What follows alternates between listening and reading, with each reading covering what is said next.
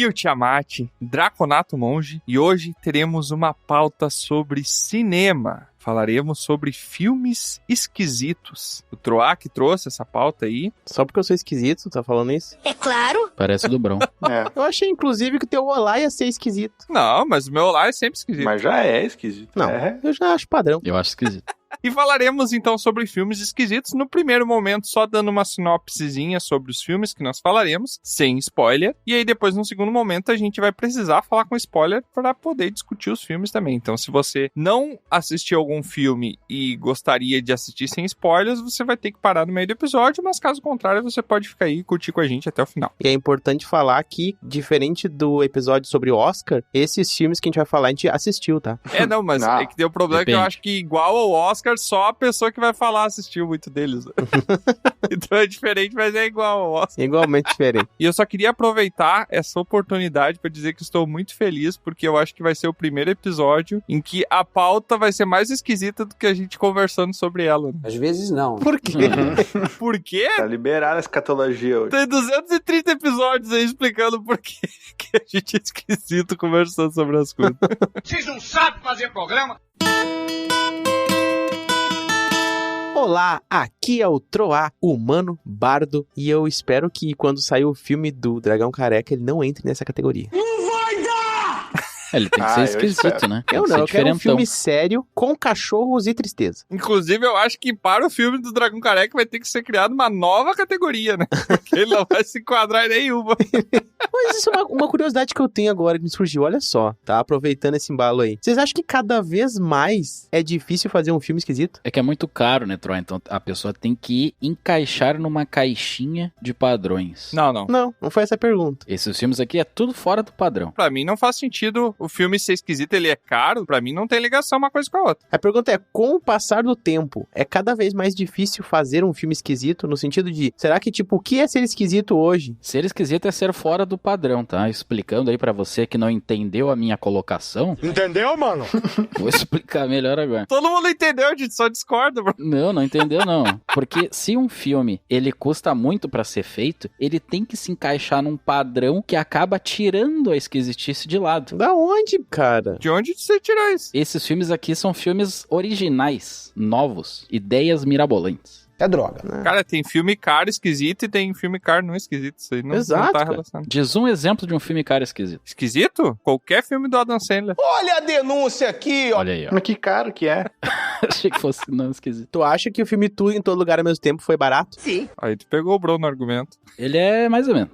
Tá, mas aí qual é o critério que tu vai usar E pra... ele é esquisito. O critério é que o Bruno tá errado, é o critério. É que ele não é hollywoodiano. Ele não é hollywoodiano. Respondendo a tua pergunta, outra rapidinho aqui, eu acredito que não é nem mais difícil, nem mais fácil, porque a arte imita a vida e eu acho que, por sua vez, a vida imita a arte. Então, quando a gente começa a fazer filmes que são esquisitos hoje, daqui 50 anos vão ser filmes quase normais, porque se a gente olhar alguns filmes que a gente tinha, sei lá, há 50 anos atrás, hoje eles parecem normais e naquela época eram super esquisitos. Então, a arte meio que dita, às vezes, o rumo para onde nós iremos, já que é um exercício de imaginação. Então, para que continue a ser esquisito, a esquisitice precisa estar sempre se reinventando para gerar novos patamares. Por isso que eu acho que é mais difícil. Aí que tá, eu acho que não vai ficando mais difícil, mas também não vai ficando mais fácil, vai ficando a mesma coisa, porque sempre é necessário se reinventar. 14 milhões. Do Neida. Isso aí, obrigado. O que quer dizer isso? O orçamento de tudo em todo lugar ao mesmo tempo. Ah, então foi barato. Não consegue, né? Feiticeiro, aqui o Olá, Halfling Aurim. Eu tava vendo uma marmota subir no telefone, né? E lá em cima ela chegou, viu a janela e da janela ela viu o vulcão. Só que tinha o brilho dentro. O que isso quer dizer? Como assim? Não entendi. Caraca, velho. Eu acho que deu um bug no tempo aí. Quer dizer que o editor vai ter que inverter a track pra entender o que ele falou. Para não prejudicar aqueles que não prestaram atenção ao lance, vamos mostrá-lo novamente com a magia do replay imediato. O Guixão e Silene, o filho do Gustavo Ramão, levado com o Vuivela lá na janela e na joia. Agora Agora parece que piorou. Eu acho que teu feitiço do tempo bugou, Aurim. Ah, Ah, era isso? Fica a reflexão, hein? Ele fez uma entrada esquisita, é isso. É, bota de trás pra frente, canta a Xuxa. O editor vai encaixar tudo certinho pra fazer sentido. Não vai dar, não. Assim como o filme esquisito, às vezes a expectativa não... Às vezes é esquisito e às vezes é só ruim mesmo. E olha, foi de graça esse orçamento da minha abertura. Não gastou nada. São os neurônios, tá? Não, acho que nem isso. Nem isso. Olá, aqui é o Bron, humano bárbaro, e eu tenho uma charadinha para vocês. Eu gosto. Uhum. Charadinha de filme, não de esquisitice, tá? Só pra... Já tô dando um spoiler aqui. Filme padrão. Só 50% da pauta, Charada. Padrão e é caro. Qual é o prato de comida, né? Alimentação, refeição, não ali o estilo do prato. Tá? Preferido do Thor. O verso é repetido 44 vezes. Toda santa vez De o Bruno tem novo. uma fixação com Thor, cara. Tudo é Thor. Todo episódio de filme eu vou fazer uma charada do Thor. Torta. Errou. Torta. Não, poderia ser, Aurim, muito bom. Deixa eu pensar. É um prato esquisito, então, pra ser 100% da pauta. Storgonoff. Não, tem que ser esquisito, ó, uma comida esquisita. Não deve ser Thor, deve ser alguma coisa a ver com Midgard. Raio, Martelo. Loki. Não sei. É o Thor-resmo. Nossa, eu preferia tanta torta. Que delícia, cara! Torta de Melhor, torresmo. Ganhou. Nossa, isso é esquisito. Torresmo é esquisito, né? É barriga de porco frita. Não, é bacon? É. Não é barriga, é cara. diferente. Não, É as torresmo costas. não é bacon, não. Casquinho. É a pele do porco. A pel. A casca, o porco não é uma fruta, não, bro.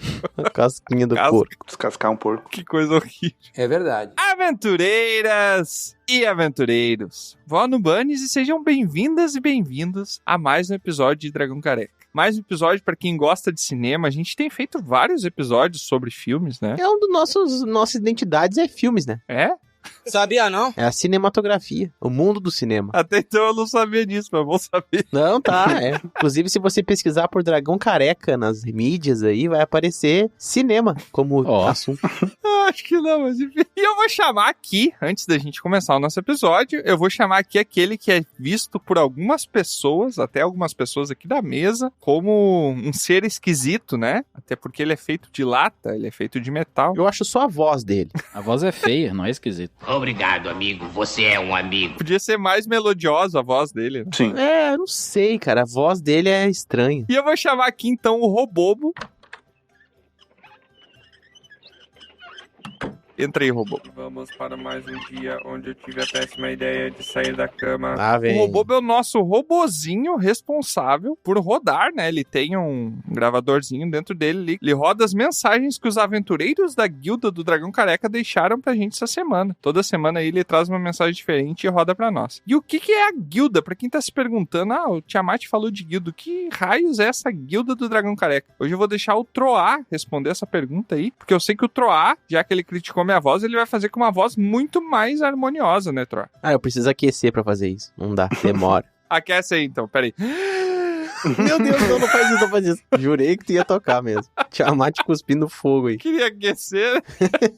Podia me dar um abraço, já é o suficiente. Não, aí que é demais também. Olha só, por falar em abraço, por falar em calor, a Guilda é só abraço e só calor. A Guilda é um grupo de aventureiros.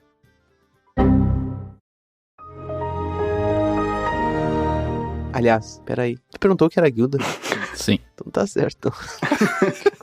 Então, como eu estou falando certo, a Guilda, ela é um grupo de aventureiros que nos acompanha aí, fazem parte dos teleouvintes também, mas quiseram acompanhar a gente mais de pertinho, ajudando a gente a aumentar a nossa qualidade do produto. O quê? E para isso, Ó. Papo de coach. a gente abriu um lugar, um recinto, que é a Guilda, que é uma espécie de uma cabana de madeira. Que Uhum. as pessoas vão achar que elas vão realmente uma cabana de madeira. Cepo de madeira. Cepo de madeira. E para isso a gente abriu esse grupo que é pra gente reunir esse pessoal. Então com apenas 10 moedinhas de bronze, você pode acompanhar tudo o que acontece além das gravações, conversar direto com a gente e com as outras pessoas que apoiam a gente, que é uma família, já tá se formando lá uma família bem esquisita. Propaganda é a alma do negócio. Então é uma família normal. Tava esperando um elogio. Toda família é esquisita, né? É. Exatamente. Não. E se você quiser saber mais, quiser talvez se tornar um dos apoiadores, você pode acessar pelo link que tá na descrição desse episódio. Lá você vai ter mais detalhes. Tem vários tipos de cargos que você pode ser como aventureiro da guilda. E cada cargo tem um benefício diferente. E assim como o capitalismo funciona, cargos mais caros vão ter mais benefícios, né? Tem até um cargo que você pode ouvir o episódio antes dele sair no ar. Exato. E tem um cargo que você pode ouvir depois. Uau! Se chama Não Paga. E vamos lá, Robobo. Roda pro pessoal aí a mensagem, o recadinho que o nosso correspondente da guilda da semana, nosso aventureiro lá do grupo, mandou pra gente para ouvirmos essa semana. É com você, Robobo. Mas antes de rodar a mensagem do correspondente da guilda, eu gostaria de lembrar a você, teleouvinte, que pode entrar em contato conosco enviando um pergaminho para contato@dragãocareca.com e que você não se esqueça também de nos deixar 5 estrelinhas no Spotify e deixar um comentário nesse episódio, pois lemos todos os comentários. E fique agora com o recado do correspondente da guilda da semana. Olá pessoal, eu sou a Mai e falo aqui de Bento Gonçalves, no Rio Grande do Sul. Estou aqui para convidar você a entrar na nossa guilda, um lugar onde você vai encontrar uma comunidade acolhedora e cheia de gente que compartilha dos mesmos interesses que você. Se você busca por novas amizades e diversão, a nossa guilda é o lugar certo para você. Vem fazer parte dessa jornada mágica com a gente.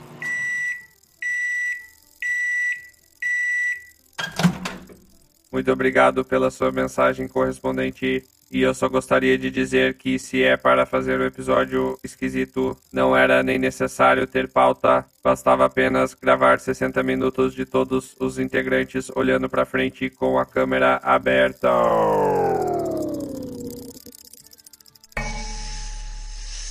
Não achei nada de esquisito nessa mensagem. Eu não entendi nada. Eu nunca entendo muito bem. Olha que nem tinha vírgula nesse, porém. Só pra você ter uma ideia do que se passa lá na guilda. É, só bagunça. Muito obrigado, correspondente, por ter deixado a sua mensagenzinha pra gente, seu recado. Valeu. E obrigado ao Robobo, que não tá aí mais pra ouvir, né? Ele deve achar que a gente é super ingrato, porque a gente nunca agradece ele, né? A gente só reclama que ele tá vindo, ele vem e ele desliga. Eu sempre falo faleu pra ele. Mas depois que ele tá desligado, não adianta muito, né? Não, daí é culpa dele, né, também, né? É, ele que tem que ficar pra me ouvir. O cara vem aqui e desliga antes de terminar a mensagem. É que ele desliga, né? Que a bateria dele acaba. Ele não desliga porque ele quer, não é uma escolha dele também, né? Não é uma escolha minha também. Que deselegante. Que isso, Aurinha antipático pra caramba. Não. E vamos deixar as esquisitices de lado, porque tá começando mais um episódio do Dragão Careca. Não, tem que manter a esquisitice. Eu nunca falo assim, né? Hoje tá Tem que esquisito. manter a esquisitice. É filmes sobre esquisitos. Não, são filmes sobre esquisitice, né? Ah, tá. Agora, Papo esquisito. Acabou comigo. e sem mais delongas, vamos então para o nosso episódio sobre filmes esquisitos.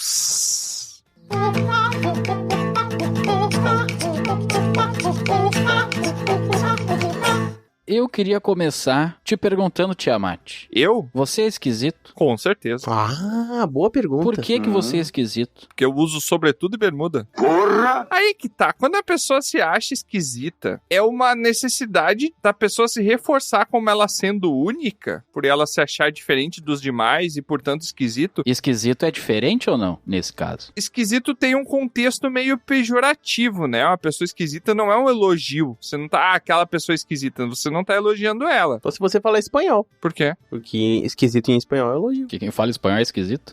Que isso, xenofóbico? Cheirofóbico. Não, eu disse que a palavra esquisito em espanhol é um elogio. Sério? Como é que se fala esquisito em espanhol? Esquisito? Ah! Só que ela significa outra coisa. Não, como é que é esquisito em espanhol? Ah, não sei.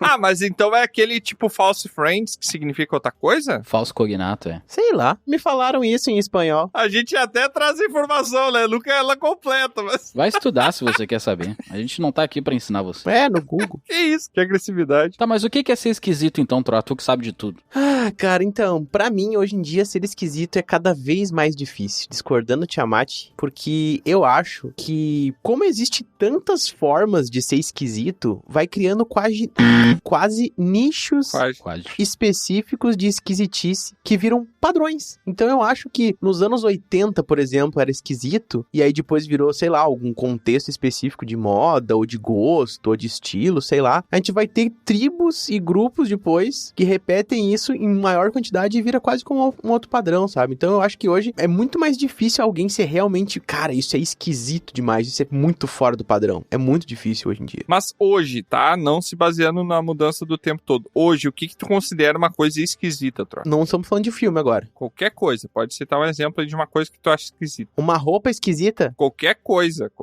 Uma roupa transparente pra mim seria esquisita. Eu acho que pra mim também. Depende de qual roupa, né? Depende do contexto. É. Calça, camiseta. Uma calça transparente. Sim, tipo um plástico. Eu ia achar que a pessoa tá usando uma capa de chuva, né? Se for a festa da roupa transparente, não vai ser esquisito. O esquisito vai ser a pessoa que chega normal. Essas galas aí de famoso, tem umas pessoas usando roupa transparente. Pois é, cara. É muito difícil. Eu acho que eles são esquisitos mesmo. É. E se eu chegasse aqui, Aurim, falando do Velozes e Furiosos 6, tu ia deixar ou não? O quê? Não, porque eu não gosto. Ah, tá. Mas tu acha esquisito o suficiente ou não? Sim, acho que Velozes e Furiosos tá quase entrando no cinema absurdista. Depois do 3 ali, eu acho que ficou esquisito. Não, no 3 já era esquisito. O 1 e o 2 só que são bons. Existe essa palavra absurdista? Com certeza não. Com certeza sim. Absurdista. Falou o cara que inventa as palavras aí. Puxando aqui pra filmes esquisitos, tá? Eu acho que vale a pena falar que a gente pode entender cinema como entretenimento apenas, e por isso ele deve atingir as massas, uma vez que ele precisa ser entretenimento. Filme italiano, então. E há também filmes, né, como algo mais experimental, algo mais artístico, que daí o cara, ele não tá pensando em ganhar dinheiro apenas, tá? Ele tá pensando em ganhar prêmios de pessoas que avaliam esse tipo de filme, por exemplo. Daí tu não quer agradar um grande público, uma grande massa, então tu vai fugir de um padrão, que é o que o Bron tá falando, entendeu? Geralmente são filmes de baixo orçamento, geralmente. Porque o diretor tem mais, essa coisa mais experimental, mais liberdade, não precisa seguir, né, coisas específicas do cinema. Só que tem filmes que não precisam disso pra ser esquisito. Então, que nem o Tiamat falou, acho que vai poder encontrar vários tipos. Mas eu acho que pra ser um filme esquisito, ele precisa entrar num nicho ali que é da questão de ele não ser fácil de ser digerido. Não basta só acontecer coisas esquisitas na tela e tu, que legal, que diferente. Não, ele precisa também no roteiro, também em tudo que é nele. Exigir muito do telespectador ali, entendeu? Da pessoa que tá apreciando a obra, sabe? Não é um filme assim que tu simplesmente vai ver, beleza. É aquele filme que quando termina, às vezes tu tem que buscar na internet pra ver se tu entendeu mesmo o filme. Ou só assistir de novo. Eu não digo pra entender, viu? É pra expandir a tua compreensão. Pra entender mais. Um filme que eu trouxe, por exemplo, eu terminei, olhei e pensei, caraca, que filme é esse? Gostei. Que bom. Vamos partir pra sinopse rápida aqui, porque o pessoal que não gosta de spoiler quer ouvir, pra ver se eles vão ficar pro final, porque pode ser que sejam só filmes que eles já viram ou que não tem interesse, né? Exato, é importante dar um spoilerzinho motivacional. Ou então você gosta tanto do filme, vai lá, olha ele e depois volta aqui pra ouvir. É, exatamente. O nosso comentário esquisito sobre o filme esquisito. Pode ser até mais esquisito que o filme, né? Exatamente. Então vamos falar sobre os filmes que nós trouxemos aqui, né? Eu vou falar então sobre o filme Vivarium. Eu estou maior hoje? Sim, você tá maior hoje. Eu cresço rápido como um cachorro. Cresce mesmo. O que é um cachorro? Nós já te dissemos o que é um cachorro. Uau, uau, uau! Uau. Que é um filme que eu assisti do diretor... eu já vi esse aí. Lorcan Finnegan. Já assistiu esse filme, Bron? Eu já, é do rapazinho lá, aquele lá. Esse aí. Do Complexo de Casas lá? É. É mais ou menos isso, exatamente. Bem interessante esse filme aí. Mark Zuckerberg fez esse filme. É mentira! Gostei. Verdade. É um filme sobre um casal que vai morar num lugar muito esquisito, que começa a acontecer umas coisas mais esquisitas ainda, e o filme termina, eu não entendi o que Eu não entendi muito bem. Eu tive que buscar outras fontes pra tentar entender o que as alegorias do filme estavam querendo, porque é muito difícil você entender uma alegoria quando você não consegue raciocinar sobre o ponto de onde ela está partindo, né? Quando você não consegue fazer essa engenharia reversa pra entender qual é o reflexo distorcido que aquele espelho tá te mostrando, né? Então eu tive que pesquisar depois pra entender melhor esse filme, e eu fiquei fiquei com uma sensação muito ruim na hora, de tempo perdido, e eu acho que depois melhorou um pouquinho, mas ainda é um filme muito esquisito. E é um filme, assim, eu até comentei com o pessoal aqui antes do episódio começar, que imagina que os filmes que estão competindo por esquisito em segundo e terceiro lugar estão, sei lá, com nota 99 e 100, e esse tá com nota 5.000, sabe? Esse não é o mais esquisitão, não. Tá longe. É possível. Cara, esse filme é muito esquisito. Do meu ponto de vista, ele é muito estranho, muito esquisito. Depois que você pesquisa, entende a referência, fica menos esquisito, mas ele é muito louco. Eu não tô louco! O filme que eu vou trazer já é de um diretor aí que talvez seja um dos meus preferidos, e ele já é esquisito por si só, com seus filmes esquisitos. E o filme que eu vou falar dele é um filme de 2017 chamado O Sacrifício do Cervo Sagrado.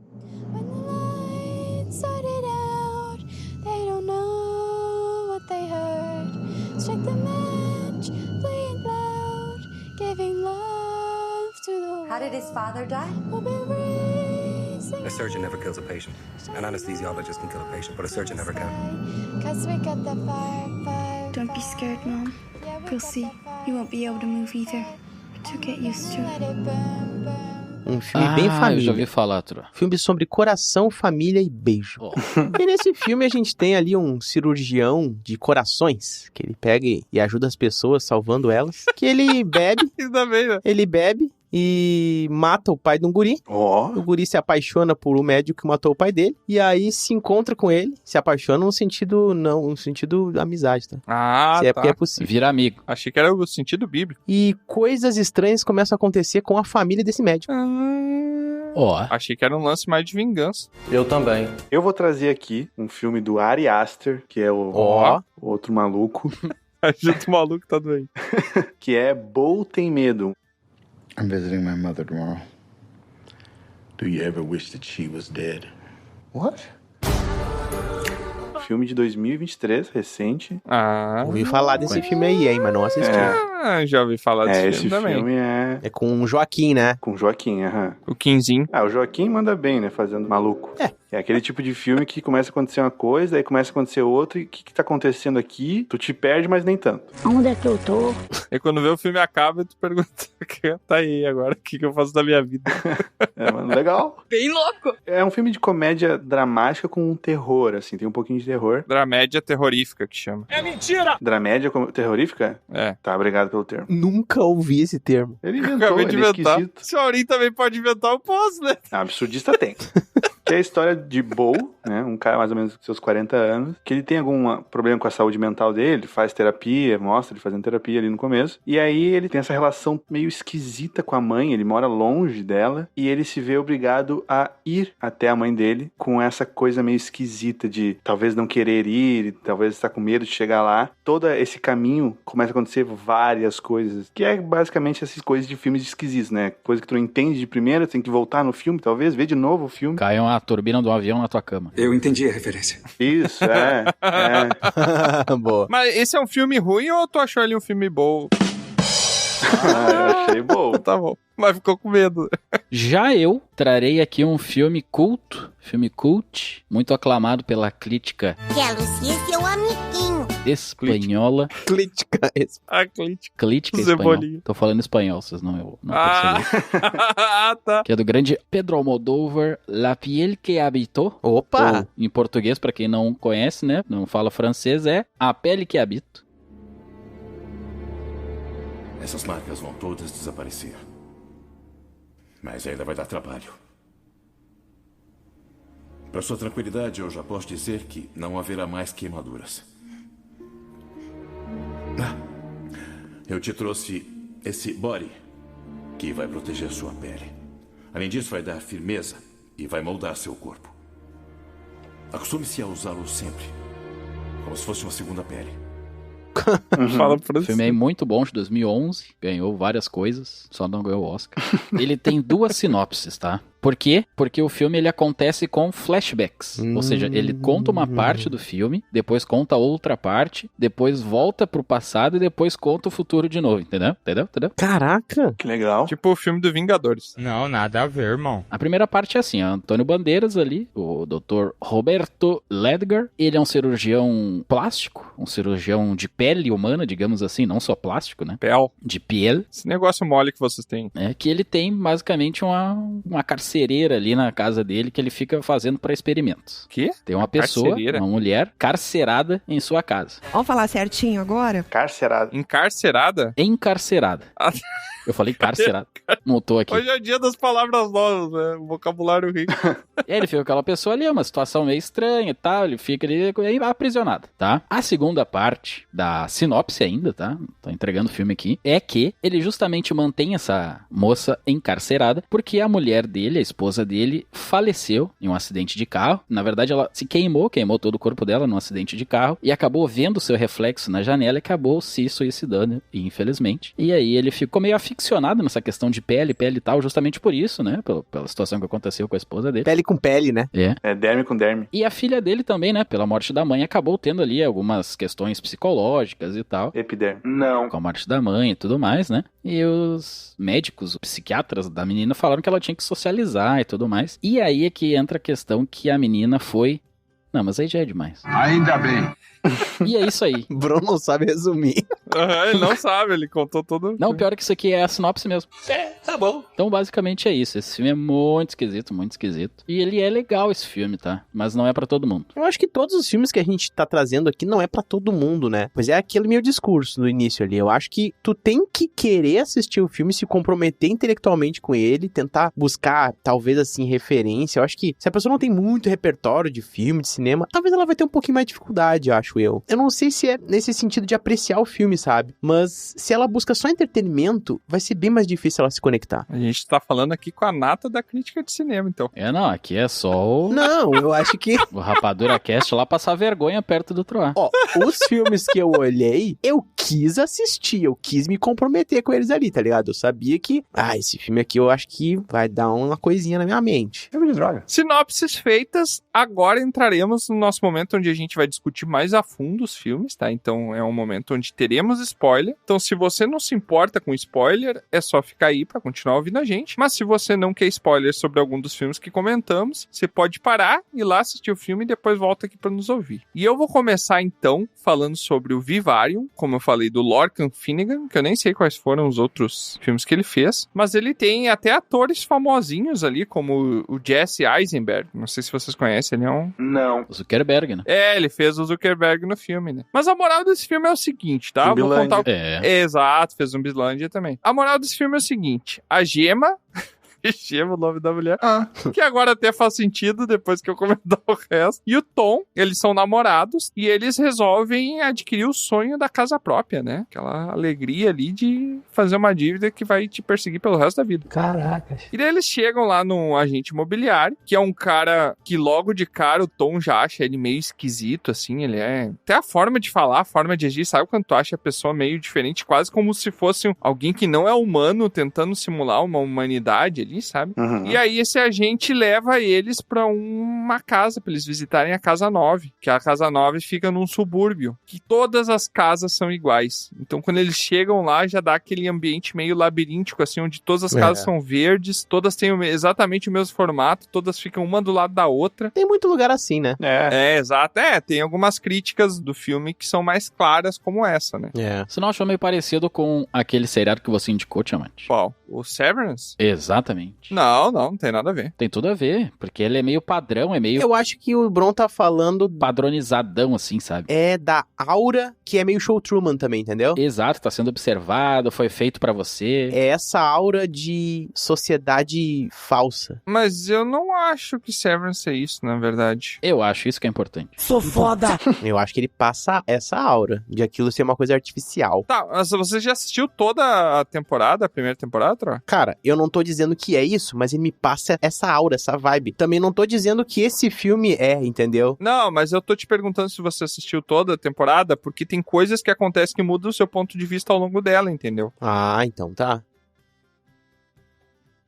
Que bom. Mas esse filme, ele é uma loucura, porque o casal vai lá pra ver a casa que eles estão pensando em comprar, o agente, ele vai embora, e eles acabam ficando presos naquela vizinhança, porque aquilo é um labirinto, e daí daqui a pouco eles não conseguem sair, ficam andando de carro, e parece que eles estão andando em círculo, que eles nunca mais conseguem sair dali. Aí chega um ponto até que o Tom sobe no telhado pra olhar, e ele vê até onde o horizonte alcança de casas verdes, e todas são o número 9, e todas as casas são iguais, então já te dá uma sensação meio claustrofóbica, apesar de não estar te apertando, mas de tu estar preso quase como se fosse num plano infernal, sabe? Quase como se fosse o purgatório ali, é uma infinitude que incomoda. E aí eles acabam ficando presos, e só a única coisa que eles têm pra comer é a comida de boas-vindas que tem lá, que é um champanhe e uns chocolates, só que aquilo não tem gosto de nada, é quase como se fosse feito de isopor. Então eles meio que conseguem sobreviver daquilo. O Tom entra numa neura que eu não entendi direito em nenhum momento, que ele começa a cavar, em um certo ponto ele começa a cavar no chão só pra ele não ficar parado, pra ele não ficar na inércia. E pra tentar descobrir se tem alguma coisa, né? Ele desconfia que é um cenário. Ele começa a cavar pra ver se é um buraco, e eles não conseguem sair, começa a ficar naquela coisa angustiante de ficar preso naquele lugar sem conseguir sair, até que chega um ponto que eles recebem uma caixa, e dentro da caixa tem uma criança. É aí que o troço começa a ficar louco. É difícil, né? Eu fui pesquisar no Oráculo sobre esse filme, e aí eu fui ver o elenco e tomei spoiler.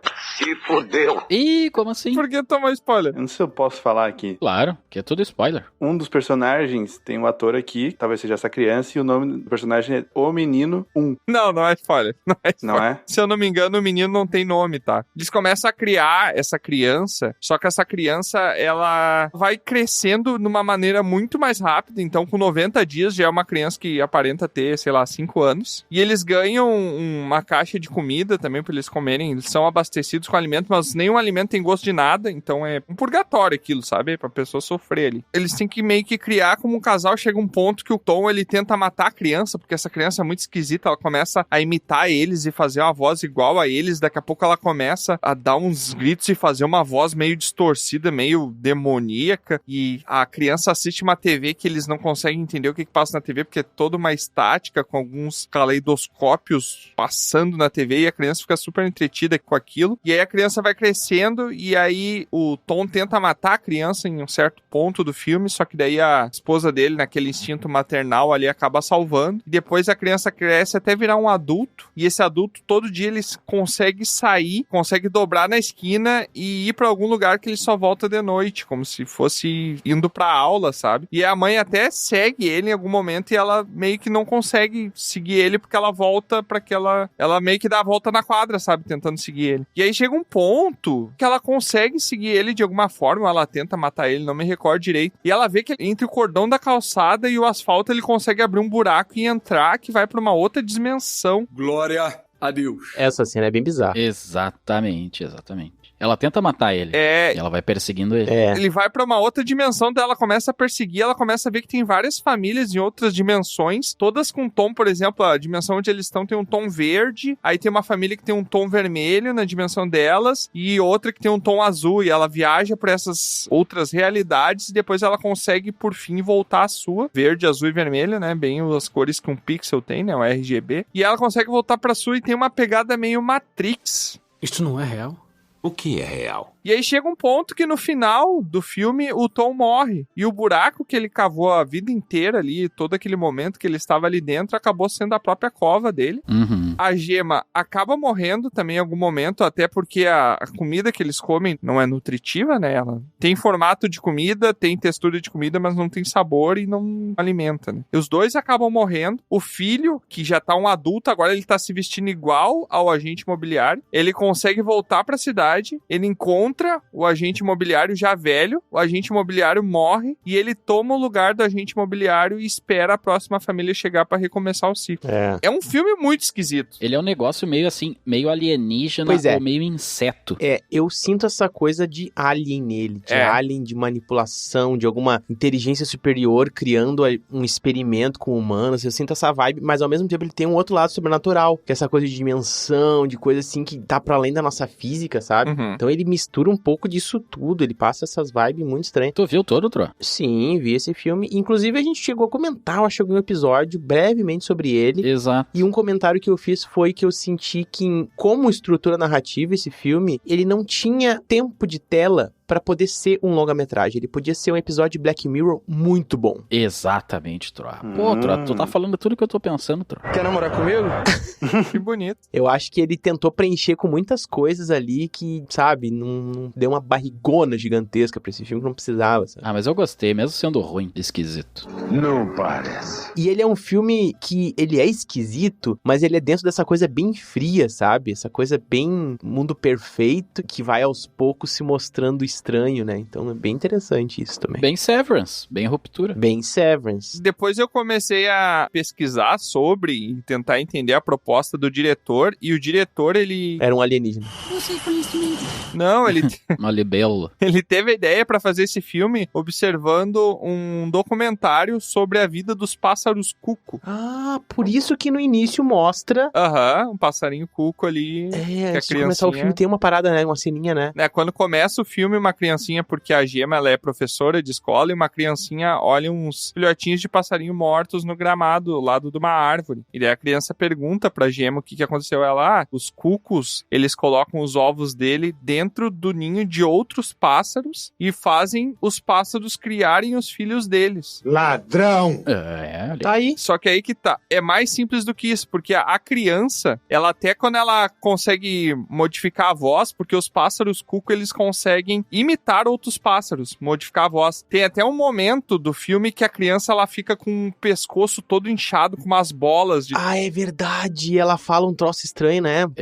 De estar fazendo uma outra voz. Essa cena é bizarra. Esse filme, ele é toda uma releitura de o que aconteceria se existisse uma espécie de pássaro cuco replicando esse comportamento com seres humanos, entendeu? Eles dão aquela criança para aquele casal criar, replicando o comportamento do cuco, que faz com que o pássaro crie, e geralmente o cuco, ele é um filhote muito maior do que os outros, e ele demanda muito mais comida, e ele tá sempre reclamando, sempre pedindo comida, sempre gritando, né? E aquela criança, ela tá sempre gritando também que tá com fome durante o filme, né? É muito esquisito, mas depois que tu entende essa ligação, que de forma alguma eu faria, até porque eu jamais ouvi falar sobre como é que é um comportamento de um pássaro cuco, né? Depois que tu faz essa ligação, tu consegue entender melhor o que tá se passando ali, mas tem toda essa vibe meio alienígena ali, sem explicação, né? O que leva um ser humano a pensar em fazer isso? Satanás! Um belo filme estranho pra você assistir. Vocês gostaram desse filme? Porque até hoje eu tenho... Eu gostei. Sentimentos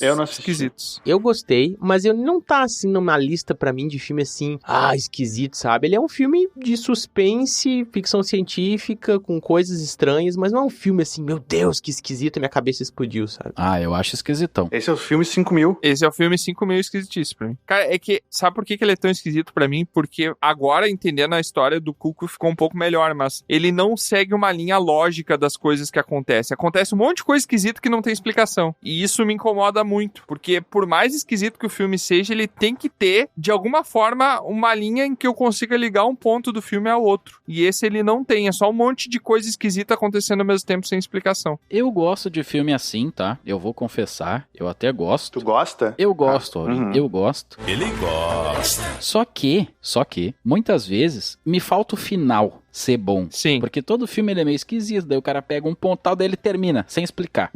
Isso não me importa, cara. É mesmo? E aí tu para, vê, só que eu acho que esse tipo de filme, mesmo entendendo toda a metalinguagem e tal, eu acho que ele falta um final, porque o filme ele não deve ser feito apenas para os artistas, as pessoas que têm uma visão, eu acho que ele tem que ser como um todo. E eu vou trazer aqui um filme que tem exatamente isso que o Tiamat falou, que é esse negócio assim, de não tem uma linha e tal, mas no final ele te entrega aquela linha, não no final, tá? Ele vai entregando aos poucos e até o momento que você percebe e você fala assim, PQP. Boca suja, sem vergonha. É um filme de plot twist. É, exatamente. Clube da Luta. É tipo o Clube da Luta, exatamente. Não muito, é um pouco. É, sim. Por ser plot twist, sim, mas não tem relação. A Pele que Habito, eu tava comentando ali, comecei falando o começo da sinopse, mas agora eu vou falar toda ela, né, que então o Antônio Bandeiras ali, o Roberto Legnard, ele é um cirurgião plástico, né, aficionado pela questão de pele humana, né, de conseguir devido à morte da esposa dele, né. A esposa dele morreu. Exatamente, ela morreu, ela acabou se suicidando ao ver a sua imagem no espelho, no reflexo da janela, se não me engano. E pela esposa ter se suicidado, a filha dele, a Norma, ela tem algumas condições psicológicas em relação à morte da mãe, por tudo isso que aconteceu com a mãe. E aí, então, os psiquiatras, psicólogos dela, os médicos dela, acham que ela deveria socializar mais. E aí é que começa o filme, né? Começa a parte principal do filme numa festa, por ela justamente tentando socializar, né? Com outras pessoas e tal. O Vicente, que é um rapaz lá que ela conheceu na festa, acaba ali socializando com ela e tal. Eles acabam indo pra floresta ali e tal. Ele todo,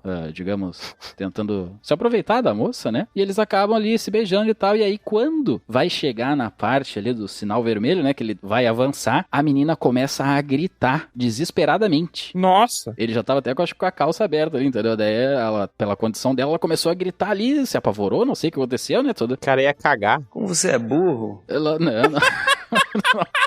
Ele ia fazer cocô na frente da moça, eu também ia começar a gritar. Mas ele tava em cima dela, seria pior ainda nesse caso. Que nojo. Mas aí o que acontece? Ela começa a gritar, socorro, não sei o que. E ele pega e fica desesperado e acaba, segura a cabeça dela e bate com a cabeça dela na árvore. Filho da... Ali onde eles estão. Sem querer. E ela desmaia e tal. E ele... Caraca, sem querer, né? Bater a cabeça da pessoa na frente. Não, e ele sai, foge assim, acaba fugindo até de moto na época. O cara é um desgraçado.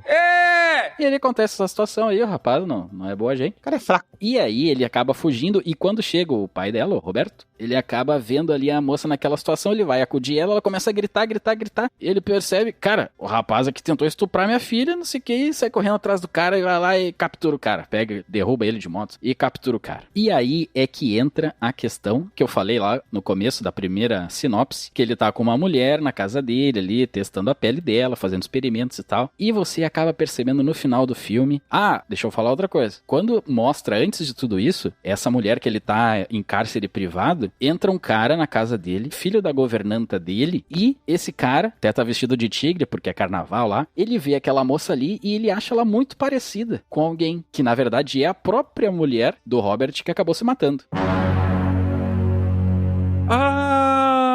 Ele vê ela na câmera, vai atrás dela, provavelmente eles já tinham alguma coisa, algum caso, alguma questão assim. Ele vai atrás dela e acaba estuprando a moça. Filho da... O quê? Exatamente. Chega o Antônio Bandeiras, chega o Robert e dá um tiro no cara, no tigre e mata o cara. E aí eles até ficam ali, abraçam a moça e tal, ela meio que... Esquisito, né? Filme pesado. Ela sai meio que desse cárcere privado dele, né, que ele tava ali aprisionando uma moça, né, e ele acaba deixando ela normal na casa, ela tá ali vivendo normal, então ele é meio que aquela síndrome de Estocolmo, né, a vítima dele ali acaba saindo e acaba sendo como se fosse a esposa dele. E aí o filme vai entregando algumas coisas, até você perceber que essa mulher que ele tá aprisionando... É um país da Europa. Eu suspeitei disso conforme tu tava comentando. É que eu tô entregando muito, tá? O filme não entrega tanto assim que nem a minha fala, tá? Mas quando acontece isso, você fala, não, pode ser. Caraca. É porque assim, né? Começa contando toda essa história da moça vítima dele e depois conta a história da filha dele, entendeu? Então meio que vai juntando uma parte com a outra, assim. Mas chegou um ponto até de uma dissociação de personalidade, né? Porque assumiu a personalidade de outra pessoa. Exatamente. Ele trabalhou o psicológico dessa pessoa, acho que passou muito tempo e ele realmente tava aceitando já isso. Não, e mostra assim, ele dando banhos gelados, então ele acaba jogando a comida pra ele de qualquer jeito, vai querendo confiança e tal. Ele tem uma questão assim meio de psicopatia, assim, o próprio Robert, né, o Antônio Bandeiras. Mas, ô Bron, quais elementos nesse filme tu destaca como esquisito? Ah, não, Tran, eu acho que ele é todo esquisito, acho que não tem nada certo, Tran. Pois é, mas é a opinião de esquisitice, porque pra mim parece simplesmente um filme muito científico nesse sentido e um suspense pesadão, assim, né? Mas esquisito, tu acha que ele se enquadra com muitos elementos esquisitos? Mas ele é todo esquisito, ele é muito tenso, assim, você tá vendo, as coisas são absurdas, assim, são... Eu gosto desse filme. É um bom filme. Eu vi ele faz um tempinho, na verdade, sabe? Acho que... Eu nunca assisti, mas ele é um filme bem famoso, na verdade. Provavelmente a maioria dos nossos teleouvintes já assistiu esse filme, né? Eu não sei. Ele é meio filme B, assim. Ele tá dentro dessas categorias de mind-blowing. Eu vi ele pra fazer um trabalho na escola, outro. Aí, ó. Espero que não seja na escola de medicina, né? Eu também. Eu recomendo. Baita indicação, ô Bron. Quem não viu ainda, esse filme é antiguinho, acho que é de 2005, não? Quando 2011. É que é? 11? Ah, não, então um pouquinho 2011. mais. É, mas ainda assim é antigo, né? Mas é um filme que eu vi há um certo tempo e realmente ele tem um final mind-blowing, assim, sabe? Dá uma, opa, explodir será que é isso mesmo? E aí tu, pá, tudo muda. Tu achou previsível ou não, o final? Então, não previsível, mas estava num palpite, sabe? Quando eu assisti, eu pensei, será? Eu sou meio chato, e não é uma coisa nem que eu controlo, é meio que inconsciente, que enquanto eu tô assistindo o filme, eu tô tentando deduzir o que vai ser o final do filme. É, a gente sempre vai fazendo isso. É que esse específico, eu acho que ele vai largando algumas coisinhas. Sim, sim. Ele larga uma assim, bem de leve, daí a segunda já é um pouquinho mais, a terceira e a quarta ali já são mais pra entregar, entendeu? Sim. Não tem uma cena só que demonstra. Tu vai pegando antes. Por que eu gosto tanto de Clube da Luta? Porque Clube da Luta eu não consegui deduzir o que ia ser o final do filme. Foi totalmente diferente do que eu tava tentando projetar, sabe? Eu tô passada, chocada. Mas o filme que eu vou trazer aqui, ele parte de coisas muito simples, coisas corriqueiras, vamos pensar assim. Ele é muito focado na história, no enredo, criando também coisas estranhas. Nada tipo de ficção científica, nada assim visualmente extravagante. Ele é na sutileza estranho e muito estranho, que é O Sacrifício do Cervo Sagrado, filme do Yorgos Lanthimos. Esse filme tem ali como protagonista o Colin Farrell, que faz um cara médico. Excelente ator. O Lagosta. Muito bom, ele faz um médico ali do coraçãozinho das pessoas, né? Um cardiologista. Logo no início do filme tu descobre tal que ele é meio traumatizado por ter feito uma cirurgia estando bêbado num cara que causou a morte desse cara. Caraca. Isso aí já é uma coisa complicada. É verdade. O Detran diz isso, bebê não faça cirurgia de coração nas pessoas. O pai do Jack do Lost. O verso é repetido 44 vezes. Aí, ó. Tudo é referência do Lost. Tudo é Lost, né? Tudo é referência. Passa o tempo, né? Passa um bom tempo. E ele começa a ter contatos com o filho desse falecido paciente dele, que é um menino ali que é atuado pelo ator Barry Keoghan. Grande Perry. Se vocês forem procurar, esse carinha é um baita ator. Esse carinha não fez tantos filmes assim, tá começando a fazer filmes agora, mas... Pior que é. Não sei qual filme ele fez recentemente, sabe qual é, Aurin? Aquele lá do... que ele vai na mansão. Esse aí. E também tem a maravilhosa Nicole Kidman também, que faz a esposa do médico, né? Saltburn. Acertou, miserável. Isso aí, esse aí. E ele começa a ter encontros com esse médico, esse personagem aí do filho, né, do cara que morreu. É muito estranho o jeito dele falar, o jeito dele se portar, né? É muito diferente. Já tu nota, assim, que é uma coisa estranha no modo de se portar. E aí, quando ele não é atendido, ele vai lá visitar o cara no médico, no hospital, né? E pede pra ele avaliar como paciente, pra ele medir os batimentos cardíacos dele, porque ele acha que ele tá mal e tal. E o cara diz, não, você tá bem, cara, você tá muito bem, inclusive. E é muito estranho, porque tem umas cenas, assim, tipo, que ele pede pra ver o peito do cara. Danada! Se tem muito pelo, porque o dele não tem pelo, ele quer ver o peito do médico. Nossa, que coisa esquisita. E aí umas cenas bizarras que o cara pega e tira, mostra o peito dele, mostra os pelos do sovaco dele. Cara, é umas cenas bizarras, assim, sabe? E tem bastante pelo, Tra? Peludaço. Ai, que delícia! E aí, o que acontece? Olha só. Ele começa a convidar esse menino pra ir almoço, jantar na casa dele, com a família dele e tal. E é momentos muito constrangedor, muito estranho que acontece, assim. Diálogos muito incríveis que tem nesse filme. Tensos, assim, de coisas estranhas, né? Mas tu percebe que tem uma parada estranha na relação dessa família, desse cara, né? E tal, uma questão de culpa ali, porque o garoto ali curte muito ele. E, poxa, logo ele ter matado o pai do cara, né? Eu não entendi, não ficou muito claro pra mim essa cena. O médico que tava se sentindo culpado por matar o pai de um garoto, convida esse garoto pra ir jantar na casa dele, é isso? Isso aí, Ele sente que ele tem uma dívida, então tudo que o garoto pede, ele faz.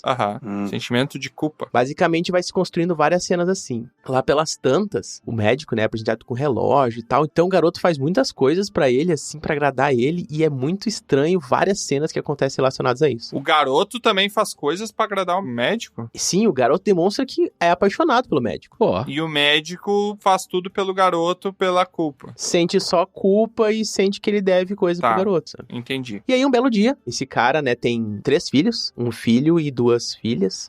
E aí um filho dele para de andar, perde os movimentos das pernas. Ei, rapaz. Ele tá no hospital lá e cai no chão. E ele não sabe como. Ele pesquisa, faz vários exames, não sabe como. E a outra filha dele para de comer. Simplesmente ela não consegue mais comer. E aí, beleza, né? O quê? E esse garoto... Beleza não. Beleza não, tá tudo errado. Não. Esse garoto começa a demonstrar que sabe disso. E ele se diz culpado por isso. E ele, inclusive, ameaça o cara. Ele o quê? Ele se diz culpado por isso. Ah, tá. O garoto sabe disso, que acontece isso tudo. Eu achei que ele tinha se desculpado. Eu também. Me desculpe. Se diz culpado. E aí o jogo começa a virar, porque o garoto começa a ameaçar o cara. Só que tu não sabe o que acontece, tu não sabe se ele envenenou, tu não sabe se ele... Porque até então não tem explicação científica, né? Inclusive, lá pelas tantas, a menina chora sangue. Caracas. Nossa. Cru. Meu Deus. E aí o médico mostra suas verdadeiras garras, perde totalmente aquele remorso e aprisiona o garoto em seu porão. Eu sou cruel, eu sou mau, eu sou vagabundo, rapá. E aí ele ameaça, né? E diz, escuta aqui, o que tu fez com a minha família, não sei o que, não sei o que. Mas ele só afetou 2 crianças, 2 das 3 crianças e a esposa. Um dos filhos, uma filha e a esposa estão ok. Então ok, a princípio estão ok.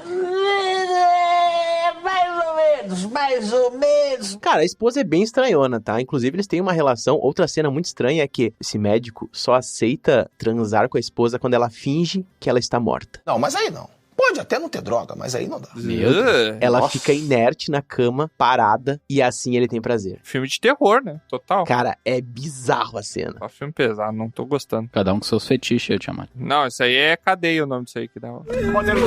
Bota no saco. E aí ele prende esse garoto e ele diz, tu quer curar teus filhos? Eu curo todos eles, porque se tu não fizer o que eu peço, todos eles vão sofrer ainda mais. E aí o cara pergunta ao médico, o que tu quer? E ele disse, eu quero que tu mate um deles. Filho da... Ah, não. Jogos Mortais agora virou. E tu gosta disso, Troa? Troa é todo errado também. Sei por que a gente é amigo. Esse ator, ele não parece nem mais humano, porque ele se constrói um vilão muito louco, cara. É incrível. Esse ator, cara, é incrível.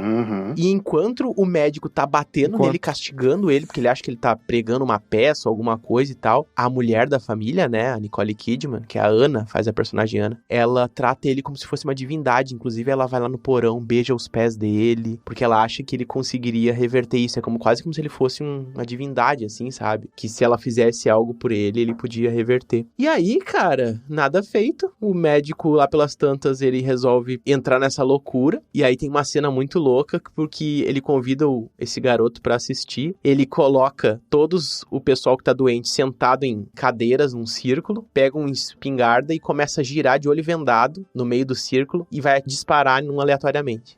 Que coisa pesada, meu Deus. Cara, é pesadaça. Essa cena é silenciosa, pesada, horrível. O primeiro tiro ele acerta na parede, se não me engano, e aí só aquele griteiro, assim, cara, é louco. A viúva, que é a mãe desse garoto, ela se encontrava também com esse médico, também tinha uma relação com ele e tal. É umas coisas muito estranhas, sabe? Muito estranhas. E no final, tu não entende exatamente o que é. Fica muito interpretativo, né? Se havia ali algo sobrenatural, ou algo científico, se havia algum tipo de veneno. Não fica claro isso, né? Esse é o tipo de filme que ele tá nas entrelinhas e tá na pesquisa. Por que do nome O Sacrifício do Servo Sagrado, né? Então só tu pesquisando... Tem nada de entrelinha aí, Troy. Isso aí tá louco. Tá explícito. Ele precisava fazer um sacrifício pra um deus em prol de... Exatamente. É porque servo e porque sagrado. Então... do rebanho deles se salvar. Existe uma deusa da caça, Ártemis. Sim. Na cultura grega. E existe uma lenda de um deus lá que surgiu e que também exigiu um sacrifício de um cervo pra que ele poupasse uma família. Uma espécie, uma metáfora dessa lenda grega no filme. Eu tenho a impressão de que esse filme ele não entrega o final. Fica meio que em aberto, assim, o cara fica...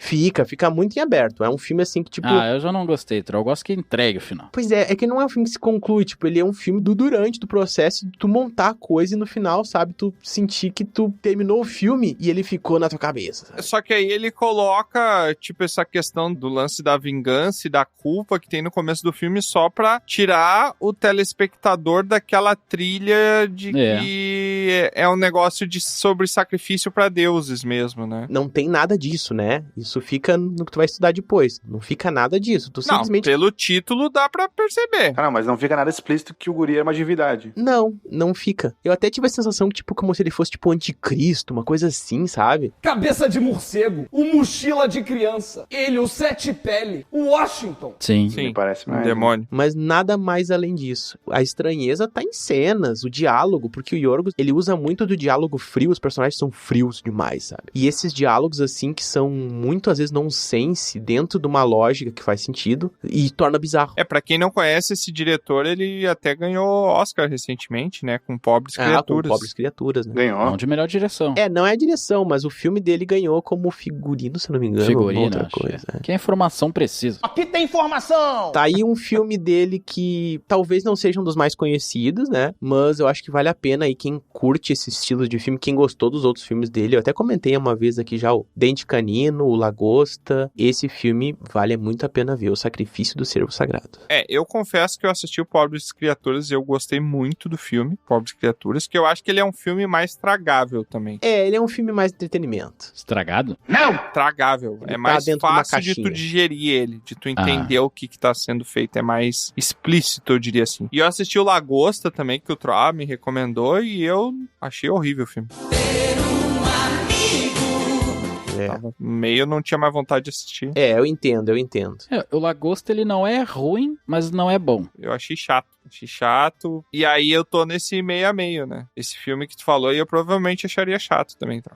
É um filme que ele, tipo, não tem muita ação, assim, não tem... é basicamente focado em diálogos. Assim. Não é por ação, cara, é por ausência de lógica. É que, assim, pra mim tem um limite da alegoria, sabe? Tem um limite da alegoria até o ponto, porque a alegoria tem que ter uma proposta muito bem definida por trás pra ela funcionar pra mim. Se ela quer deixar muitos pontos em aberto, ou seja, uma alegoria que não tem uma proposta muito nítida, eu acabo não gostando, porque daí eu acabo achando só chato o esforço que eu vou precisar fazer pra entender talvez uma das linhas que o diretor pensou, porque já que ele fez um negócio muito aberto, pode ser qualquer coisa. E aí, pra mim, a obra, ela perde valor. É o filme com um final ruim, normalmente o pessoal diz.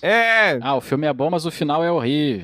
É coisa muito aberta, eu também tenho a tendência a não gostar, quando tá muito, muito, muito aberto. Tem ainda uma outra classificação que eu falo, que é o filme, assim, é o 2001, Uma Odisseia no Espaço. Esse eu não assisti. Ele é fechado, ele é muito bom, ele é um clássico, né, do cult também. Sim. Só que ele é muito subjetivo. A pessoa tem que entender o que o cara quis dizer com a luz vermelha, com a tonalidade. Ali é muito cinema-arte, né? É tipo isso, sabe? Muitas vezes as pessoas olham, né, as pessoas, tô generalizando aqui, olham e falam assim, é legalzinho, mas o final é ruim, não sei o que, porque, sabe, não entendeu 100% da mensagem que o diretor tentou passar. E a pessoa pode entender e não gostar igual também, né? Não quer dizer. Mas é difícil. Nada a ver. Eu fiz uma vez um estudo disso, né? A maioria das pessoas, quando fala de um filme, se remete ali a um filme, é sobre a história, é sobre o enredo do filme. Dificilmente tu vai falar sobre o visual de um filme, sobre a experiência do filme, mas é sobre a história. Então, geralmente as pessoas estão muito mais ligadas no que tá sendo contado enquanto roteiro e como o final fecha, como início, meio e fim, porque as pessoas já vêm desse padrão da literatura, já vêm desse padrão de contação de histórias do mundo, de coisas, né? Então, parece que faz mais sentido elas falarem disso. Embora o cinema é muito mais visual. As pessoas esquecem disso. Mas é que o visual, ainda assim, por exemplo, quando você olha um quadro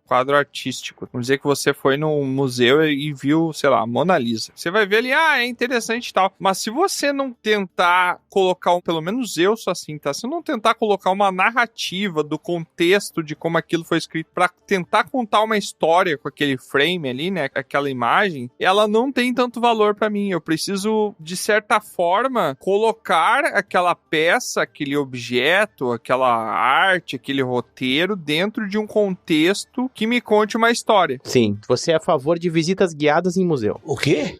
Com certeza.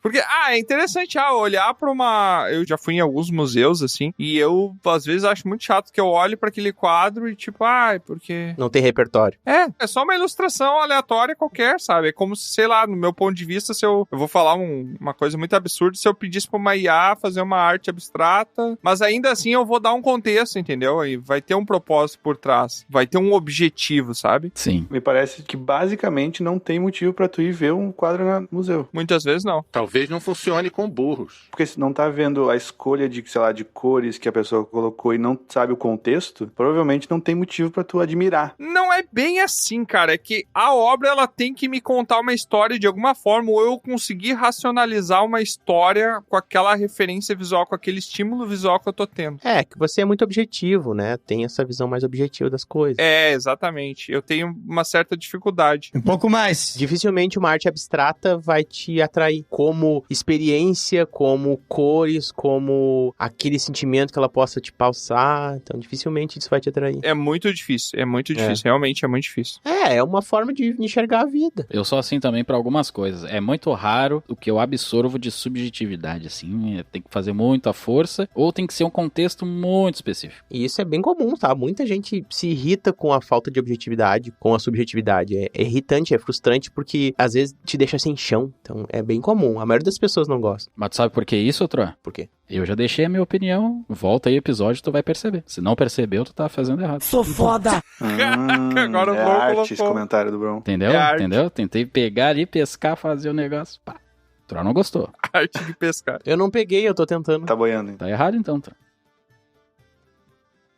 Que bom. Tá, eu vou trazer então aqui um outro diretor que é meio, como eu falei antes, meio maluco. É um maluco, vai. O Ari Aster, acho que ele leu bastante Freud, talvez. É esquisito. Que é Bo Tem Medo, que é basicamente a história do Bo.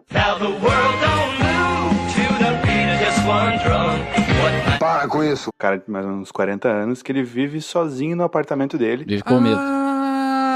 Corin, eu não tinha relacionado. O Ari Aster é o que fez também o Midsommar e o Hereditário. Isso. Cara, Hereditário é o filme mais aterrorizante que existe pra mim. É, bem... Eu tenho muito medo desse filme, muito medo mesmo. Assisti uma vez, eu fiquei 2 semanas cagado olhando pras paredes de casa. Esse é o tal de um cagão. Podia ter se limpado, Tiamat. Tomar um banho ali, usar o lava-bundas lá. E aí tá, ele vive no apartamento sozinho, numa cidade que, assim, o Ari Aster quis dar um exagero, porque ele sai na rua e é, tipo, gente brigando, gente saqueando, gente roubando, gente correndo, gente morta no meio da rua, gente quebrando. Ele começa com ele no terapeuta dele, ele fala ali sobre uma viagem que ele vai fazer pra visitar a mãe dele, depois de muito tempo, e daí ele sai do terapeuta e ele tem que voltar correndo, muito rápido, passando pela rua pra entrar dentro do prédio dele. Caraca. Porque senão alguém vai atacar ele, vai bater nele, e depois que ele entra, ele fica a salvo, assim. Ele é tipo um político. O quê? Sei lá, uma celebridade relevante que tem muita Não. gente na volta protestando. Estar na rua é um perigo. Entendi. Nesse mundo, ninguém fica na rua se for gente boa. É, ou tu bate ou tu apanha na rua. Aham. Eu vou dividir essa explicação em 4 partes, tá? Que é a cidade, a casa, o teatro e o final. Que o filme é meio que isso, meio dividido assim. Tá bom. E daí tá, ele tá em casa ali, e aí ele vai dormir um dia antes de ele viajar pra mãe dele lá, e daí ele deita na cama e ele vê um papelzinho atrás debaixo da porta dele, e o papelzinho diz, desliga o som, tá muito alto, eu quero dormir. Eu quero dormir, porra! Só que ele não tem nada ligado. Ele tá em silêncio, ele tá indo dormir. Ele pega o papelzinho, volta a dormir, deita ali de novo, e entra mais um papelzinho. Por favor, desliga o som, eu quero dormir. E aí tá, ele não entende, volta a dormir, e daí de novo entra mais uns 4 papelzinhos. Por favor, desliga, eu quero dormir, eu quero dormir. Nunca mais eu vou dormir, nunca mais eu vou dormir. Para com isso. E daí ele não entende e só volta a dormir de novo. Ele não tá com nada ligado. E aí, então, o vizinho liga o som muito alto.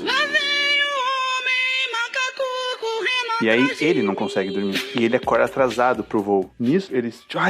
acordei atrasado e tal. Daí ele sai assim, todo meio desesperado, deixa a chave na porta. Ele abre a porta, né? Ele bota as malas pra fora, deixa a chave na porta, volta pra ver uma coisa dentro de casa. Quando ele volta, não tem mais a chave ali. Sumiu! Ele começa a desconfiar que o vizinho pegou a chave dele. E daí ele fica desesperado, ele fica em casa. E daí ele liga pra mãe dele e fala, eu não vou poder ir porque roubaram a minha chave. E daí a mãe dele começa a ficar tipo, como assim? Daí ele, não posso sair, mãe, eu não consigo ir. Não consegue, né? Daí ela começa meio que fazer essa coisa meio passiva de, tá bom, eu sabia já que tu ia dar algum jeito de não conseguir vir. Assim, sabe? Fazendo uma chantagem emocional. É. Eu já matei esse filme aí, Aurim, nunca vi ele, já sei o final. Então fala, então. Tudo na cabeça dele. Ele é o vizinho, ele é a música, ele é a chave e ele é a própria mãe dele. É isso aí, acertei, né? Não. Eu achei que fosse isso também. não pode ser. Não tem como, isso aí, acabei de tirar. Ele tava na cama de um hospital, velho, refletindo sobre a vida dele. Eu achei que fosse várias coisas também, então. E aí ele fica tipo, eu preciso sair, eu tenho que dar um jeito, amanhã eu vou. Tem essa cena que é muito boa, que é uma cena só, não tem corte, que é ele falando com a mãe dele no telefone. E a câmera vai se aproximando e, tipo, vai vindo, ficando embaixo dele, assim. Plano sequência. É, um plano sequência. Ele vai olhando pra câmera, tipo, não olhando pra câmera, mas olhando pra baixo, como se à medida que ele fosse falando, ele fosse ficando triste, olhando pra baixo, ou se diminuindo, assim, sabe? E aí, ele fica meio desesperado pra ir, tentar dar um jeito, e ele sai de casa e ele deixa a porta do prédio aberta, e um pessoal entra. Rapaz. Eu tô pulando algumas coisas aqui, pra acelerar, né? Entra a galera que tá na rua. Entra uma galera e entra só no apartamento dele, pra bagunçar muito o apartamento dele. Nossa, tá me lembrando Mãe agora isso. É, tem uma coisa meio por aí, eu acho. E aí, eu não lembro o que acontece, ele fica preso lá de fora e, eventualmente, ele fica... O pessoal entra na casa dele, liga o som alto, faz uma Parece festa. que o jogo virou, não é mesmo? É. E ele era o pessoal todo. Outra vez? Ele fica nu no meio da rua, assim, segurando só uma estátua pequenininha, assim, que é uma mãe segurando uma criança. Que isso? Ele tá nu, assim, e daí um policial, larga isso, chega perto dele, larga isso. E ele tá só com uma estátua pequenininha, assim, de uma mãe segurando um bebezinho na mão. E ele tá, ele fica meio desesperado, não, eu não tô fazendo nada. O policial apontando muito pra ele, e do nada ele é atropelado por uma ambulância. Ah, não. Ele ou o policial? O Bo. Ele era o próprio policial e a ambulância também. O bom é que se ele foi atropelado pela ambulância, já tá tudo ali, né? É, igual GTA. Corta pra segunda parte do filme, que é a casa onde ele é acolhido por uma pessoa que achou ele na rua, porque a ambulância não parou pra... Se você é atropelado pela ambulância, ela não vai te socorrer. Então... Não. É sorte ou azar. Regras não faladas da sociedade. E aí ele vai pra uma casa, pra essa casa dessa mulher que acolheu ele, que é um casal com uma filha, e ele começa a morar ali, ele tá muito machucado, eles começam a cuidar dele e falam, a gente vai cuidar de ti, tu não pode sair agora, porque ele quer muito sair pra ir pro enterro da mãe dele. What the fuck? Porque isso é uma parte que eu esqueci de falar. A mãe dele morre. A mãe dele morreu. A mãe dele morreu. Então ele recebeu uma ligação de um cara falando, tô aqui na casa dessa pessoa que tu tá ligando e tem uma mulher com um lustre que estourou a cabeça dela aqui. Nossa. Daí tá. Foi uma morte agressiva, hein? Uma morte lustre. Muita coisa. Morte lustre. Que creepy, né? Sabe que por causa do lustre ela caminhou pro caminho da luz, não voltou. Se afaste da luz, falaram. Entendeu errado. É, por isso que falam, né? Se afaste da luz, né? Tá muito engraçadinho, hein, Robin? Aí tá, o casal fica meio que tentando manter ele dentro de casa pra ele não sair, porque ele fala, eu preciso ir pra minha mãe, eu preciso ir pro enterro, porque senão eu vou ser uma vergonha pra família, pra ela, e eu preciso ir muito ir. E o casal fica, não, calma, tu tem que ficar aqui. Que bom. Cara, é muita coisa. Calma, deixa eu pensar. Aí tá, tem a... Nossa, eu vou pular muita coisa. Eventualmente ele foge da casa, por meio de um mato, assim, e ele encontra meio que um pessoal que faz um teatro no meio da floresta. What? Eles vivem na floresta.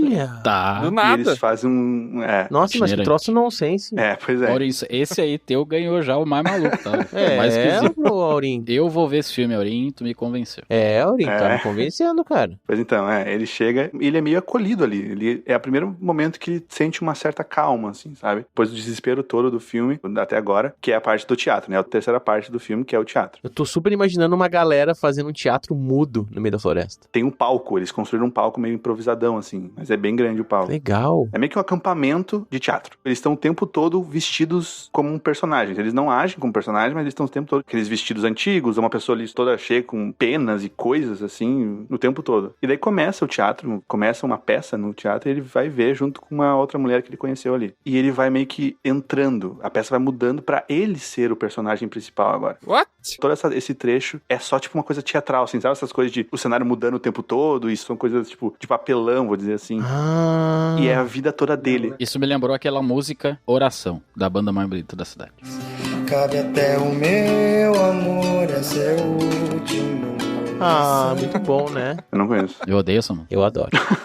E daí a peça toda, essa parte toda, é meio que falando sobre uma vida dele, uma suposta vida dele, que ele conhece uma esposa, ele tem 3 filhos, e daí uma enchente leva os filhos dele, ele passa boa parte da vida procurando, andando muito e procurando os filhos. Só que a gente entende durante todo esse trecho do filme que ele não pode, o Bo mesmo não pode ser pai. Por quê? Porque a herança de família dele que o pai dele passou pra ele é que quando ele concebe um filho, ele morre. Os homens da família morrem. Ou seja, o pai dele morreu quando ele foi concebido. Faleceu. Que a grosso modo era pra ser o certo pra ter o controle da taxa de natalidade. Né? A powerful Sith you will become. Claro. Eu tenho uma pessoa só, né? Ele vive essa peça assim, quase como se fosse um sonho. Daí ele encontra os filhos dele. E ele fala, filhos, eu senti muito saudade de vocês. Eu não lembro exatamente, mas eventualmente os filhos perguntam pra ele, tá, mas como que tu teve a gente se tu não pode ter filhos? E daí quando ele volta de volta, ele tá na cena de novo do teatro, olhando o teatro. Descobriram o milagre da adoção, né? Então o filme lida muito com o imaginário dele também, é isso, né? O espectador, ele imagina a cabeça dele, né? Ele sai desse teatro, dessa cena toda do teatro ali, e ele vai, então, ele chega finalmente na casa da mãe dele, onde dia a mãe dele tá lá, é o velório, né? Que já passou o velório, ele perdeu o velório. Ele chega lá e vê um caixão com uma mulher sem a cabeça, assim. Porra! Nossa. Que? Como assim? Como assim o quê? Caiu lustre na cabeça dela. É? Cortou fora. Não deixa a pessoa decapitada. Ah, dependendo. Depende do lustre. Mas depende do lustre. Pega de quina ali, pega de costa. Nossa. É. E aí chega no final do filme que não é um baita plot twist, porque não é tanto assim, tu consegue meio que entender que pode ser uma possibilidade, que a mãe dele tá viva, não tá morta. Só que tá sem cabeça. Ah! Não, quem morreu foi a empregada. A Ori nunca falou numa empregada, né, cara? Pois é, né? Mas é porque ninguém nunca falou. Isso também tem no filme. Nunca foi falado dessa empregada. E aí ele chega e, assim, tem algumas coisas que eu preciso falar sobre esse final. E eu não quero entregar muito, porque eu quero que todo mundo que tá ouvindo eu contar. Eu vou olhar, veja. eu vou olhar. Veja o filme pra entender Verei. o final. Tem coisas que dão a entender no final de que a mãe dele planejou tudo. Pra ele poder sair de casa. Pra ele sair de casa e ir até lá ver ela. Ah, legal. É. O cara ligando, dizendo, tem uma mulher aqui, caiu luz na cabeça dela, mas o cara não mencionou que era a mãe, e automaticamente ele pensou que era a mãe, é isso? Ela matou a própria empregada. Em pleno século XXI ainda tem gente que escreve e fala errado. Isso. E aí ele se obrigou a ir lá. Tem imagem do casal lá que eu falei da casa, que ficava segurando ele. Tem imagens dele como funcionário dela na parede da casa dela, assim, sabe? É apenas um filme sobre uma mãe que quer que o filho saia de casa pra visitar ela. Não, só que tem coisas além disso. E lá vem mais! E lá vem mais! Porque antes dele ver que a mãe dele tá viva, ele tá lá no velório, não tem ninguém na casa, tá vazia, só ele ali. E chega um amor de infância dele ali, que também é funcionária dela, da mãe dele, né? A Bruna. Então pode ter sido ela planejando.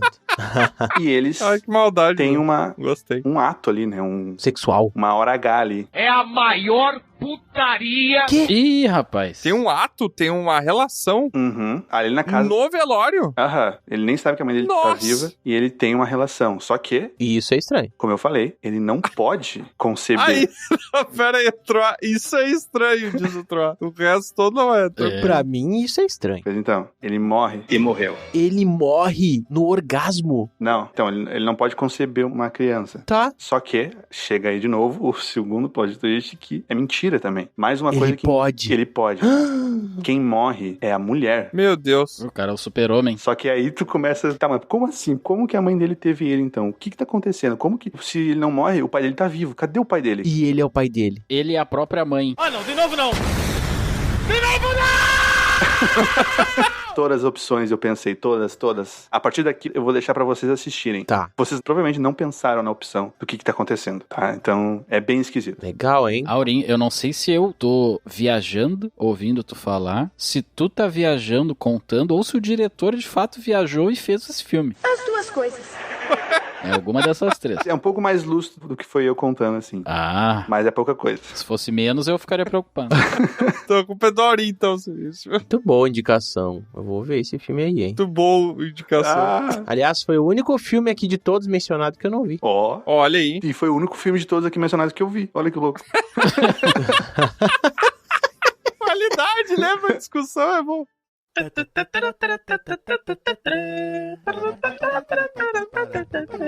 E pra encerrar esse episódio, depois de...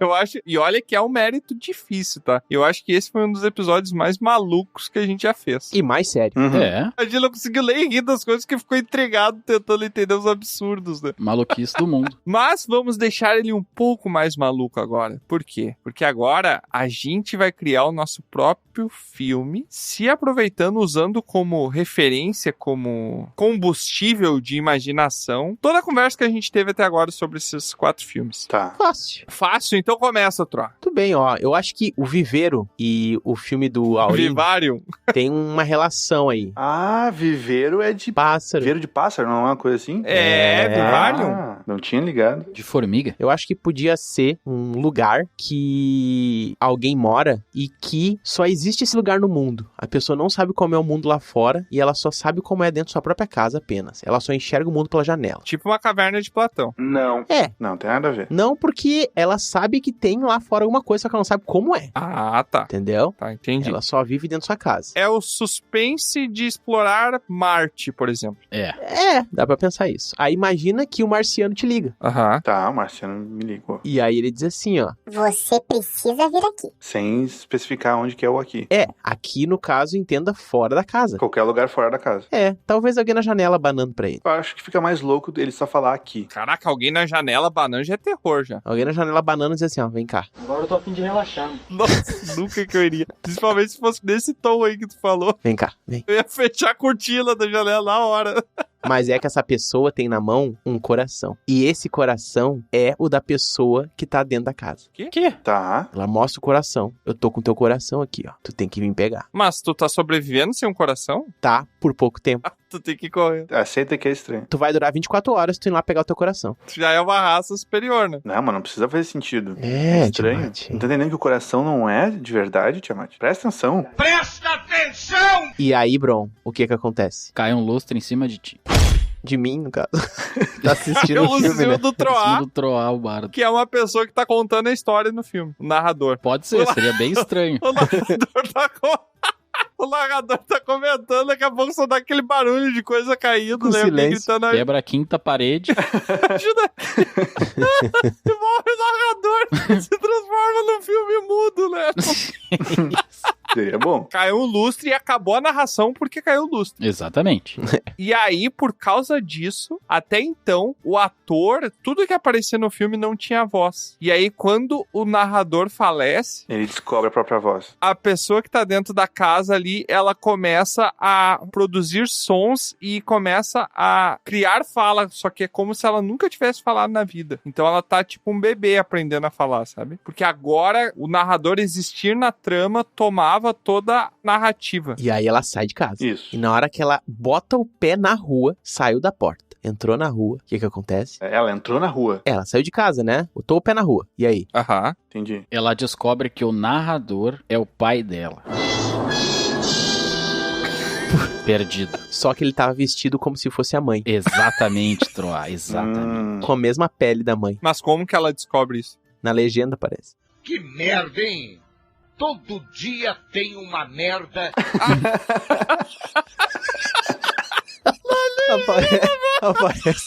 Aparece o pai dele e aí aparece uma legenda embaixo. Na verdade, é a mãe. Podia ter, tipo, legenda que tem no filme em qualquer versão. E daí, na legenda, entre as linhas, tem informações secretas, assim. Ó, legal, interessante. Ou ainda, ao contrário de tudo isso, termina o filme, aparece ali alguém tirando a fita cassete ali do negócio e falando assim, agora coloca seu fone de ouvido que eu vou lhe explicar. E conta todo o contexto da obra de arte. E aí fica a tela preta. É. Que é a versão do diretor, assim. E aí você coloca o fone de ouvido e coloca o filme do zero novamente. E aí sim ele vai te explicar tudo e vai fazer sentido isso. Ah, porque tinha todo um outro lance rolando só no fone de ouvido, só que a pessoa era desinformada no começo e não sabia que era um filme multimídia. Exatamente. Interessante. Essa voz que fica falando é meio que uma divindade, assim, que fica fazendo de refém os personagens. E ele tem que sacrificar alguém. Tem que sacrificar alguém. E ele sacrifica você mesmo que viu o filme falando, Alexa, derruba o lustre. Como assim? Sabe o que acontece? Ah, não pode matar a pessoa. Isso porque tu parar pra pensar, o cara só conseguiu sair da casa quando o sacrifício foi feito, que é quando o narrador morreu por causa de um lustre. Nossa. Era o preceito pra ele sair, entendeu? É tipo o nevoeiro lá que tem a dúvida se foi o sacrifício do guri que acabou com os bichos ou não, porque tem a véia religiosa lá. Caralho, não me Cura, lembro. hein? E o que acontece quando ele pega o coração? Pois é. Ah, é, tem o coração. Tem um coração. Esqueci essa parte. Quando ele pega o coração, Aurim, ele descobre que aquele não é o coração dele. E que ele nunca precisou de um coração, até porque não faz nenhum sentido ele estar vivo sem estar com o coração no corpo. Ah, mas ter um narrador narrando a tua história faz sentido. Era só um pretexto pra ele ir pra rua. E quando ele olha pra casa dele, lá de longe, tem um monte de gente dentro dela. Uhum. Tá rolando uma festa. Com todo mundo segurando um coração na mão, assim, pulando. E aí, Loucura. quando chega perto, eles veem que é um show do Green Day. Por quê? Que tem a bandeira do Green Day segurando o coração. Nossa. Mas esse filme nem tá tão esquisito, eu acho que tá bem comum. Por quê? Eu vi vários. Não. Vi vários. Ficou bom, ficou bom.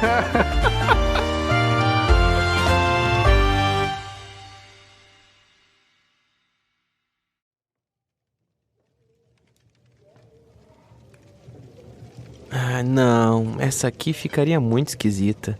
Talvez se eu mudar essa palavra... Opa, você ainda tá aí, teleouvinte. Que bom que você não foi embora. Eu tava aqui solitário nessa mesa de taverna, relembrando dessa conversa sobre histórias esquisitas que tivemos. E daí aproveitei pra pegar inspirações pra uma música que eu tô compondo. Não que elas sejam esquisitas, algumas. Mas enfim, por falar em esquisito, eu acabei me recordando aqui de uma história que o Bron nos contou uma vez sobre como ele acabou conseguindo a sua marreta de batalha, a Lechuga. E foi mais ou menos assim.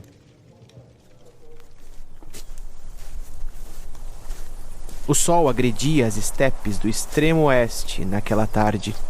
Bron dava seus primeiros passos além dos limites de sua tribo. Já era um guerreiro de renome, mas precisava fazer a sua história. Andava sozinho por aquela pradaria na busca de aventuras e de comida. Já estava sem há mais de 3 dias.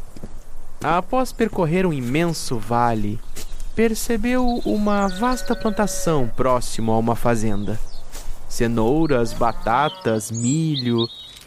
Era o que o nosso amigo bárbaro coletava, sem mesmo saber quem era o dono. Estava com muita fome. E logo, andando por uma plantação verde de alfaces, percebeu uma coisa brilhosa cravada no chão. Uma força tremenda precisou ser feita para que ele arrancasse aquilo. E foi então que percebeu que era um tipo de grande martelo. O fazendeiro, um pobre velho, percebendo aquilo, poderia muito bem acusar o Bron de invasão de propriedade e roubo. Mas o simpático senhor apenas pediu que o bárbaro consertasse algumas cercas e estava tudo resolvido. Após o trabalho, inclusive, deu a ele mais mantimentos e a velha marreta de presente. Abastecido e agora armado, Bron seguiu viagem pela estrada. Um grande caminho pela frente e com um grande sentimento de aventura que eu, como um bardo sensível, tentei expressar em versos.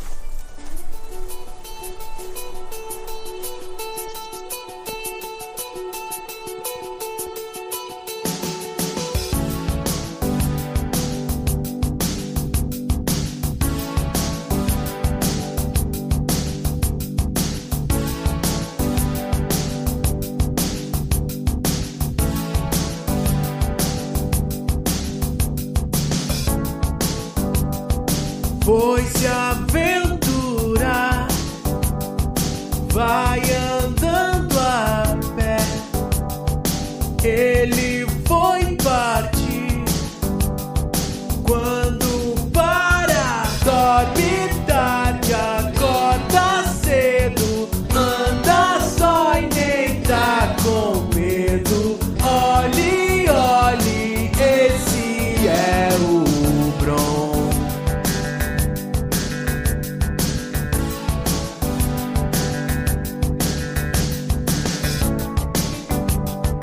Sabe improvisar, é muito veloz. Quem o provocar vai sentir a fúria da sua marreta. Fica bravo e faz careta. Olhe, olhe, esse é o Bron.